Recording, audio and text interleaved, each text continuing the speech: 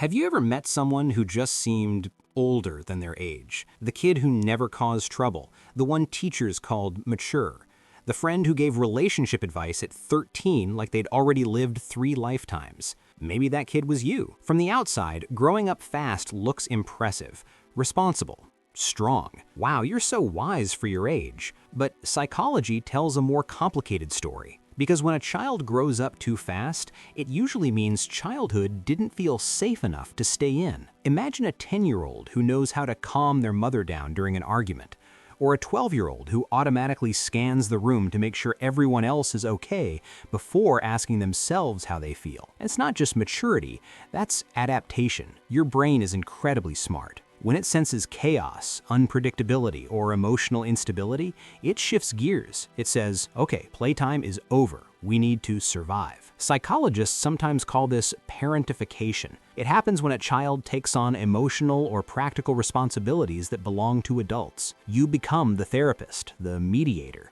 the strong one. And here's the twist. You get praised for it. Teachers admire you. Relatives say you're different, more grounded, more reliable. So your brain learns something powerful and dangerous at the same time. Love equals usefulness. And that wiring sticks. Neuroscience shows that early stress can accelerate certain parts of brain development, especially areas linked to threat detection and emotional regulation. It's like your nervous system becomes a smoke alarm that's slightly too sensitive.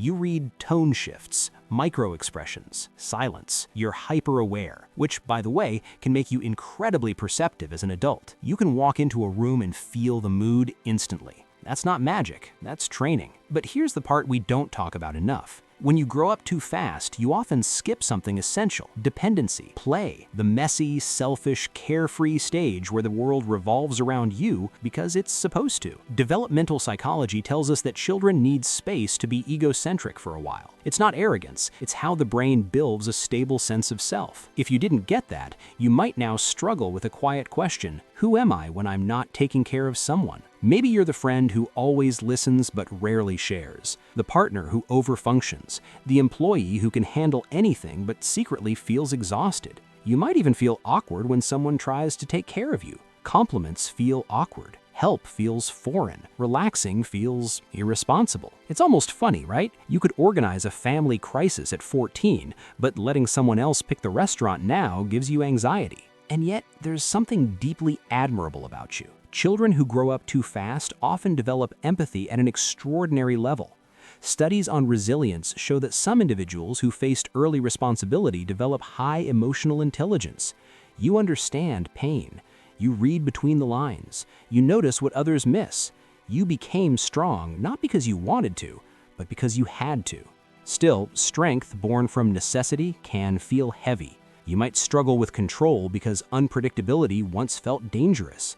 You might equate rest with laziness, or you might attract people who need saving because that dynamic feels familiar. It's not that you love chaos, it's that your nervous system recognizes it like an old neighborhood. And here's something subtle. Sometimes growing up too fast creates an inner split. One part of you is hyper-competent, calm, logical, the adult in the room. The other is younger than your age, sensitive, tired, wanting someone to say, "You don't have to handle this alone." If that resonates, you're not broken, you're layered. The good news, the brain remains plastic, flexible. You can learn what you didn't get to practice. You can experiment with letting someone else drive for once. You can practice saying, "I don't know," or "I need help," without your body going into alarm mode. You can give yourself microdoses of play, curiosity, even silliness. It might feel unnatural at first, like wearing shoes on the wrong feet, but slowly your nervous system recalibrates. Growing up too fast doesn't mean you're doomed to carry that weight forever. It means you adapted brilliantly. Now, as an adult, you get to choose which parts of that adaptation still serve you. Maybe maturity isn't about never needing anyone. Maybe real maturity is finally allowing yourself to be cared for, to be seen beyond your competence, to be valued not for what you fix, but for who you are. So if you were the child who grew up too fast, I want you to hear this clearly. Your strength is real. Your empathy is earned, but you are allowed to soften now. You are allowed to reclaim pieces of childhood in small, quiet ways. And I'm curious, when did you first realize you had to grow up quicker than others? Sometimes naming the moment is the first step towards rewriting the story. If this resonated with you, stay with this conversation. There's a lot more to explore about how our past shapes us and how we can gently shape ourselves back.